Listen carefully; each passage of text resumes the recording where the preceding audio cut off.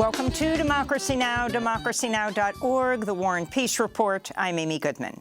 A New York jury unanimously found former President Donald Trump liable for the sexual abuse and defamation of writer E. Jean Carroll, awarding her $5 million in damages.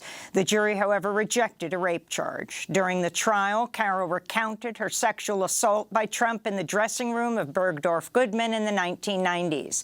Since it was a civil trial, Trump was not convicted of a crime and does not face prison time.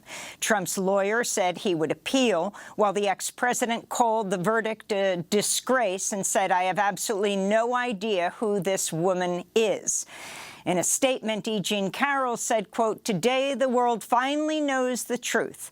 This victory is not just for me, but for every woman who has suffered because she was not believed." We'll have more on this story after headlines and speak with one of the witnesses in the trial, Jessica Leeds, about her experience of Donald Trump sitting down on a plane and sexually assaulting her.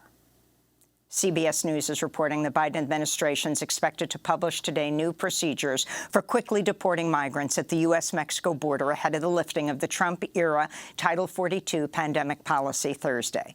President Biden said he expects the situation at the southern border to become chaotic. The new rule would require the majority of asylum seekers to request refugee status in another country like Mexico before reaching the U.S.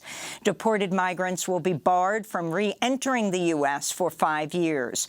Earlier this week, 233 groups, including the ACLU, Amnesty International USA, Detention Watch Network, and Raíces, sent an open letter to President Biden demanding he follow through on his commitment to never detain migrant families, end for-profit immigration jails, and to allow people to live with dignity in their communities while their cases are being resolved in court instead of being locked up and surveilled.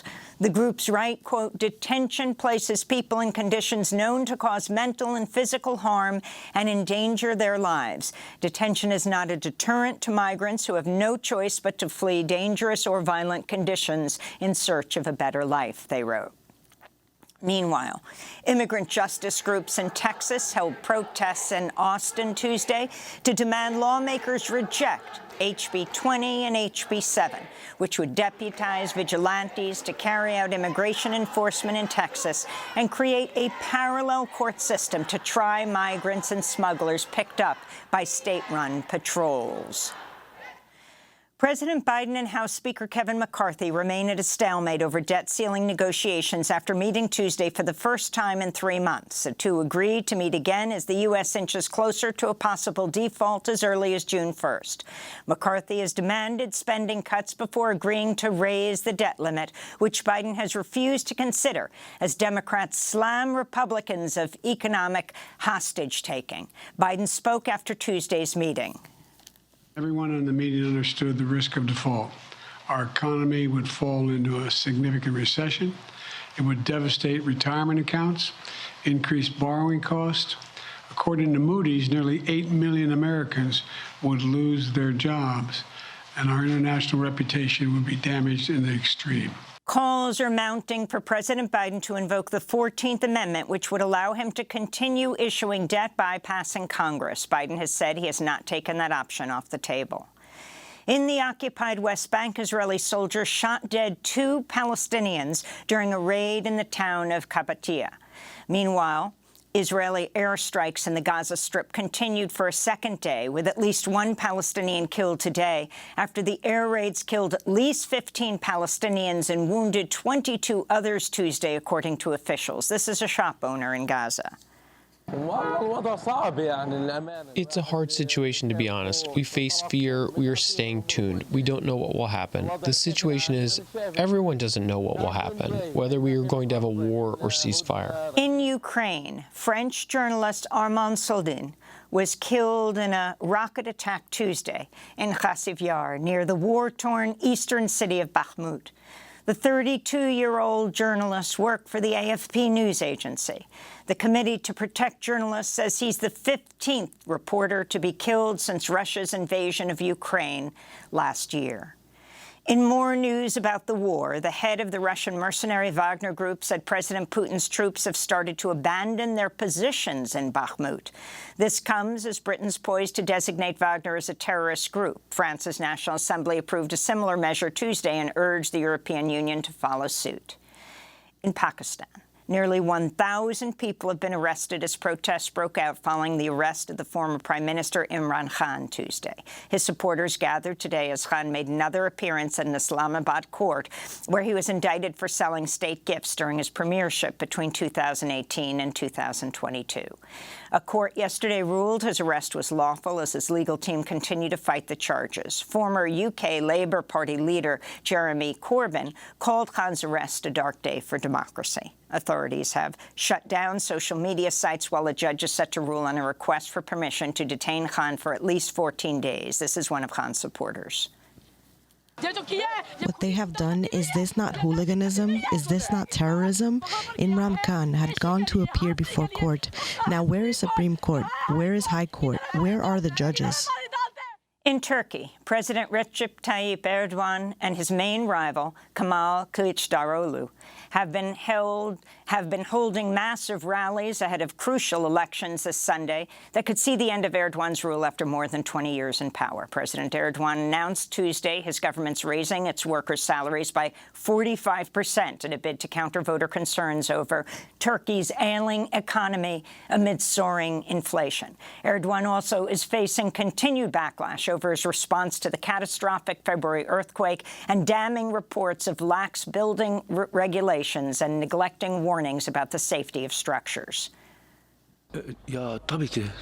Let's talk the truth here now. My whole family is gone. They are all deceased. Why wouldn't I be angry against the government? No machinery came to help. Nothing did. Kemal Kılıçdaroğlu, who is backed by a multi-party alliance, has vowed to pursue closer ties with NATO and the European Union, reinforce democratic institutions like independent courts and a free press. He also said he would reverse Erdogan's dissolution of the position of prime minister in the 2017 constitutional referendum. We are not going to leave the fate of the Turkish Republic in the hand of one person, and no one will accept the words of just one person. Conservative President Erdogan has also appealed to his religious base, accusing his opponent of being pro-LGBT at an Istanbul rally Sunday. Back in the United States, embattled Republican Congressmember George Santos is expected to appear in a New York court today after federal prosecutors file criminal charges against him. Details of the charges are not yet known, but the New York congressman has been under investigation for his many lies around his campaign financing, biography, education, and work history. Santos has defied numerous calls to resign.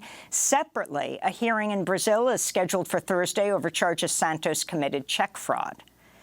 In California, a state reparations task force approved recommendations on compensating and apologizing to black residents for generations of discrimination and violence from slavery to the present day. Congressmember and U.S. Senate candidate Barbara Lee, who's helping lead a congressional push for reparations, spoke at the meeting Saturday in Oakland, which she represents in the U.S. House. Reparations are not a luxury for our people, but a human right long overdue for millions of Americans. Millions of Americans. A promise of 40 acres and a mule made to formerly enslaved people over 150 years ago has yet to be filled. And it's critical that the promise be made, that was made to our ancestors many years ago, is kept. And the process of truth-telling and racial healing, that's got to be carried out also. The atrocities committed against Black Americans are undeniable. And reparations are a tangible route to acknowledging and making amends. If the measure is approved by California's legislature and Governor Gavin Newsom, it'll provide monetary compensation to black residents for discriminatory policies, including mass incarceration, policing, housing discrimination, health care inequalities, and environmental racism.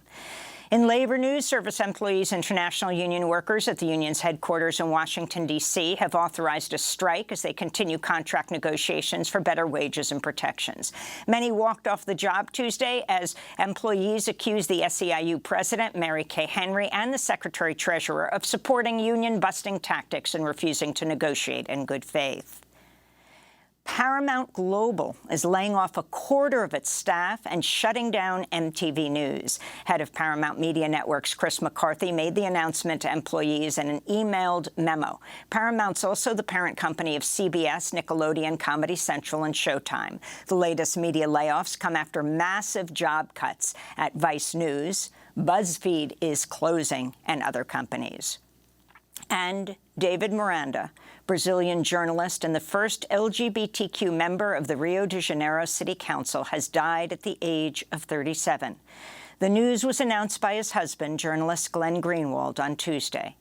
David Miranda had spent 9 months in intensive care after being hospitalized last August for a severe gastrointestinal infection. Tributes to Miranda, who also served in Brazil's Congress, poured in following the news. The Brazilian president, Luiz Inácio Lula da Silva, noted his extraordinary trajectory. Miranda, born in a favela and orphaned at the age of 5, continued to fight for Brazil's poor and the LGBTQ community, which came under renewed attack during the presidency of Jair Bolsonaro. NSA whistleblower Ed Snowden also paid tribute to Miranda, celebrating his courage and righteousness in helping bring his leaked documents to light in 2013. Miranda was notably detained for 9 hours at London's Heathrow Airport, but refused to cooperate with authorities.